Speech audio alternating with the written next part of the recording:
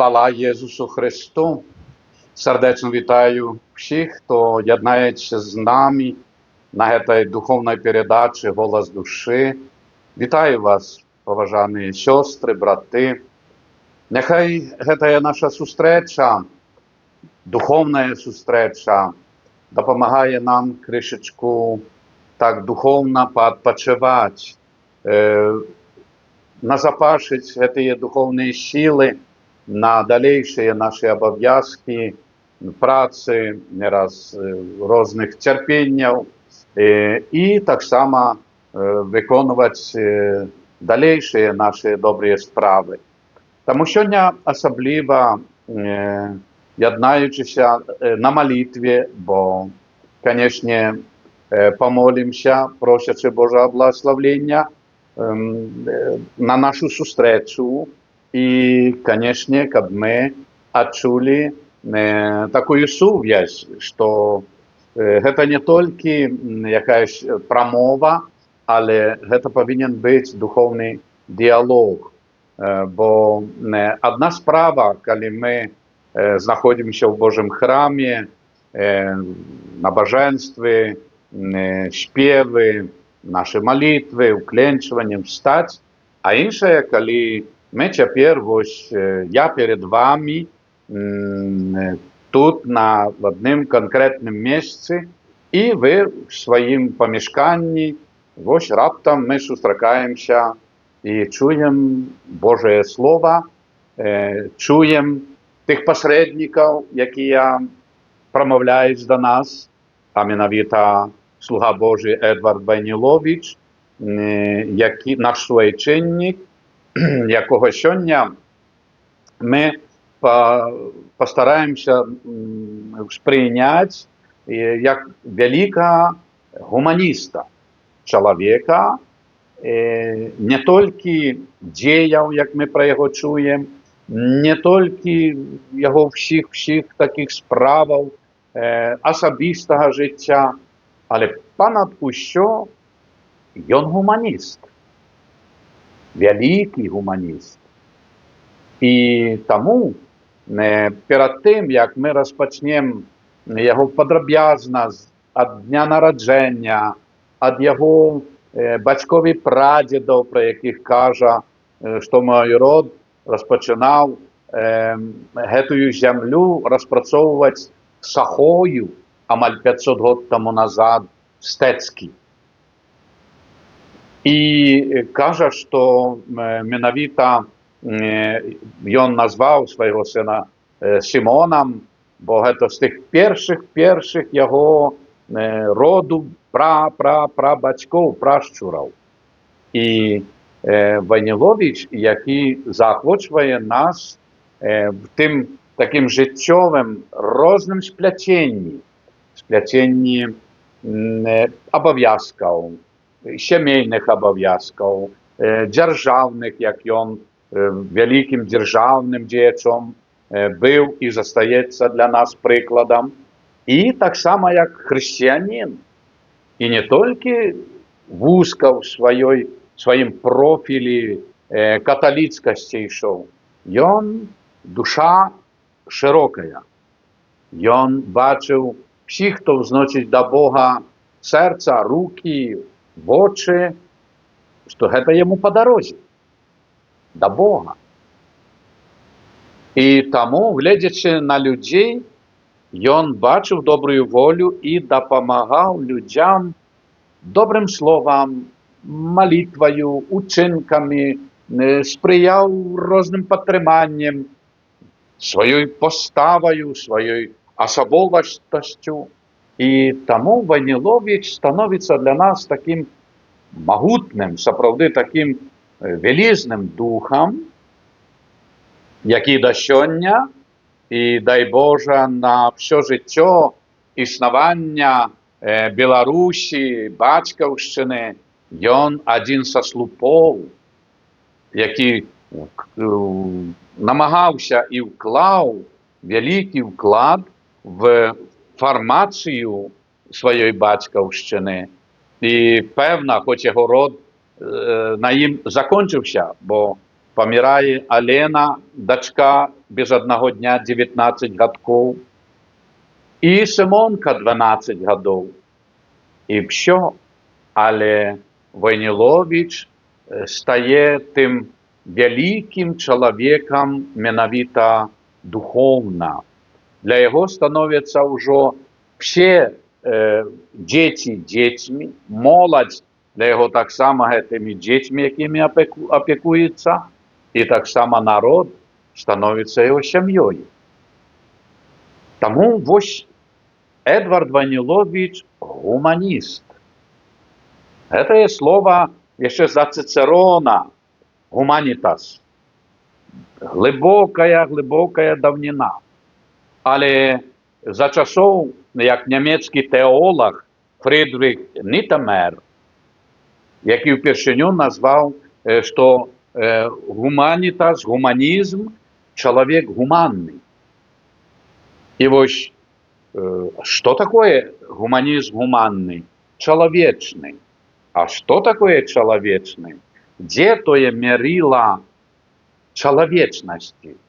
Дабрыня, спагада, цярпялівасць, вытрываласць, пакора.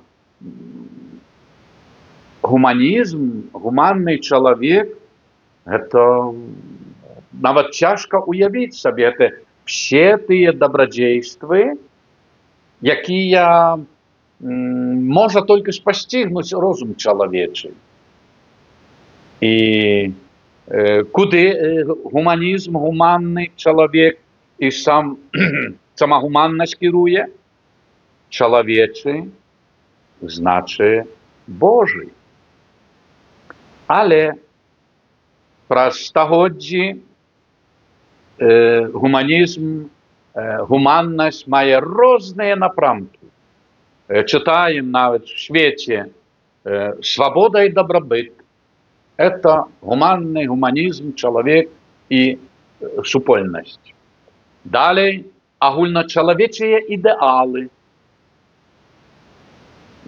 Это таксама, да, велічна, добра, але далей ідзе дабро і міласэрнасць, і распаўсюджваецца всюды Карл Маркс, Ніцше і так далей, розныя напрамкі, парты і арганізацыі. Але далей ідзе нават дабро, розум і вопыт. Это гуманізм. Розум і вопыт. Зноў напрамкі, якія розум гэта адно, а чалавечнасць гэта душэўнасць. Вопыт, ну да, адзін робіць дабро, другі таксама наследуе ці карыстаецца з яго з удзячнасцю. Але гуманізм ёсць матэрыяльны. Матэрыяльны гуманізм – гэта той момант, калі, напрыклад, изобилие при коммунизме. Все будуть мець все і так далі. Але а хто выхавае гэтых, якія хочуць мець все, каб разумна карыстацца, дзеліцца, то есть поровну и так далее. Где тое мерило сумленности, совести? Калі нема сумленности, тое маем, что маем. Далее мы бачым, что, например, уже в таким духовным напрамку гуманизм идут миссионеры Африка, третьи країни свету, где трэба дапамога, не дай Боже, где пасля землятрусаў, паводкаў, ну, маем стихи, Боже, Боже, беражи нас. И туды идут миссионеры. Это гуманизм. Идут навучать про Бога. Это, я бы сказал, это высший гуманизм. Але перед тым, як миссионеры заўсёды выказваліся не толькі один другий, з якими я розмовляв. Але перед тим, як тих голодних, бідних людей, хворовитих, які помирають з голоду, навчить молитви «Ойче наш», навчить про Бога, ти йому дай кавалочок хлеба тепер, каб ён, яна адчунялі, каб не думалі, дзе якую саламінку, травінку з'есці, ці, прабачце, якого тараканчика, а каб з'есці, падсілкавацца і паслухаць пра Слова Божае і молитву «Ойче наш». Дай нам, Божа, і духовного хлеба, святого причастя, святої комунії, каб ми духовно креплі і несли гэтую гуманнасць, гуманізм далей другим братам і сёстрам, якія таксама канаюць з голаду. Вы ведаеце, што штогод больш мільёна людзей, дзяцей паміраюць з голаду ў свеце. І адна справа місіянерам прынесці Слова Божае жорстка, калі людзі паміраюць з голаду. І місіянеры чаму просяць заўсёды дапамогі гэтай хрысціянскай дапамогі, гуманітарных дапамог. Таксама гэта адна з напрамкаў гуманізму, гуманітарная дапамога. І чуем, што там патрэбная такая дапамога матэрыяльная, але на базе якой выхаваць чалавека, каб ён дапамагаў місіянерам ісці далей рабіць дабро. Тут вось Войніловіча, які жа Войніловіча гуманізм? Маем яго велічны партрэт і вера і розум. То есть fides et ratio, бо розум спасцігаем, наколькі магчыма, сітуацыю жыцця паўсюль і, дай Божа, вакол сябе і рэальна сябе. А вера – гэта ўжо вось тая мараль. Гуманізм паводле Войніловіча не можа несці толькі матэрыяльнае блага, не здолее. Мы таксама ішлі, будавалі камунізм. Чым прычына ўсяго, як адзін старэйшы святар святой памяці расказваў, што Савецкі Саюз велічны быў у сваёй такой прасторы аб'яднання народаў. Таксама па тэлебачанні, радыё, прэса чысцейшая, сапраўды такая, можа, вычышчаная, ці не мне гэта судзіць, але што была прастора маральная. І не хапала толькі аднаго – гэтай маралі в душы, веры. І як гэты святар кажа, што калі б была вера, з вераю, з Богам ішлі, да, маглі бы валодаць, паловы свету. Бо людзі, паглядзіце, як настала перабудова, што перабудоўвалі? Храмы, церквы і касцёлы. Людзі вярталіся ў Дом Божы. І вось тут Войніловіча дэвіз в гэтым выпадку, яго дзейнасць – гэта вера і розум. І на яго пахаванні, паглядзіце, якія былі словы суайчыннікаў дзень пахавання. Едвард був знічам, світачам, який святив особливим моральним світлом. Моральним. А моральное святло – это вера. Калі не будзе вось гэта падмурку, нават я больш скажу, фундаменту моральнага на базе веры, як мы пачатку сказаў я, што ён быў адкрыты вельмі на ўсіх, хто ўзносіў в неба да Бога свае рукі, сэрцы і вочы. Гэта былі яго аднадумцы, бо ён быў такім.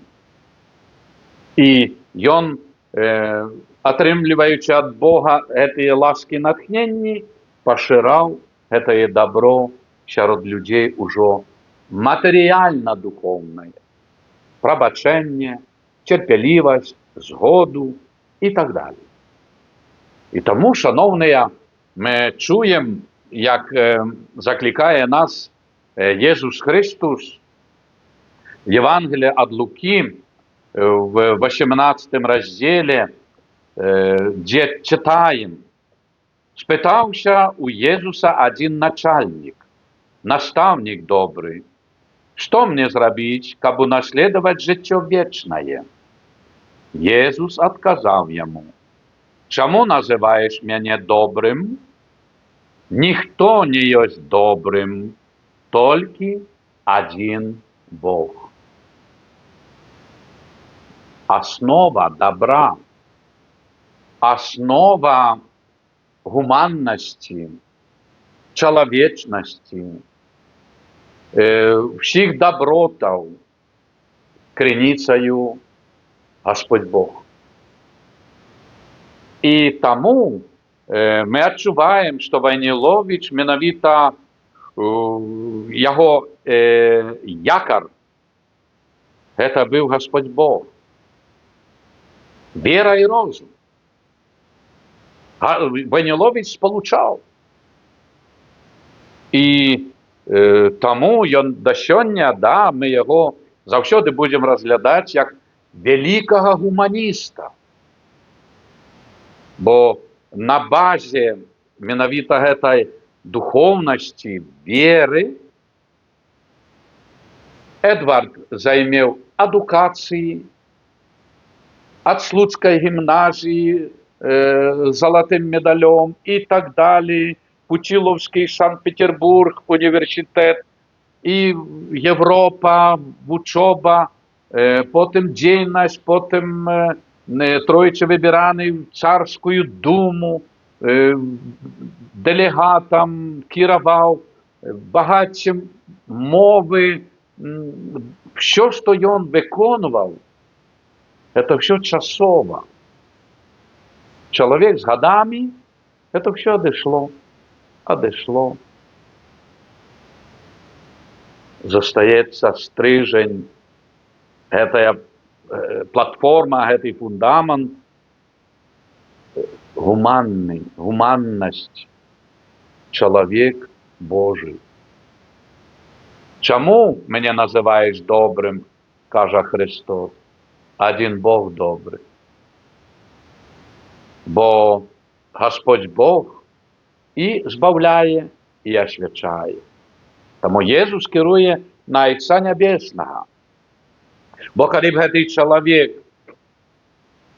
звярнуўся да Єсуса не як настаўнік, бо як настаўнік Христос адказвае так.